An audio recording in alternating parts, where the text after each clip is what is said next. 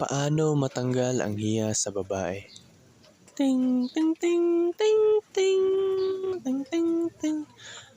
Unang-una, Repapits, kailangan presentable ka sa paningin ng babae. Kailangan ang itsura mo, itsurang mayaman. Kasi ganun ang gusto nila. Ganun ang gusto ng mga babae. Yung itsurang mayaman ka, kahit sa porma lang. Kadalasan ng mga lalaki, gusto nilang mapasikat sa basketball para pansinin sila ng mga babae. Ganun ang thinking nila.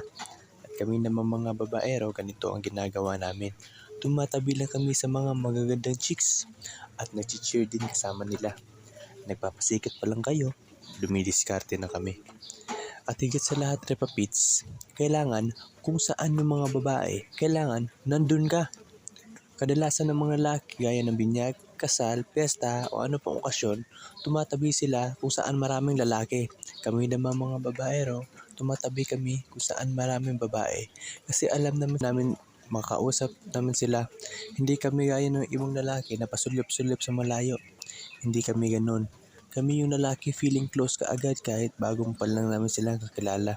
Dikit-dikit din pag may time. Lagi nga akong pinapagalitan ng papa ko nung mga panahon na yon. Iba't ibang babae kasi hindi nila ko sa bahay araw-araw. Practice din pag may time.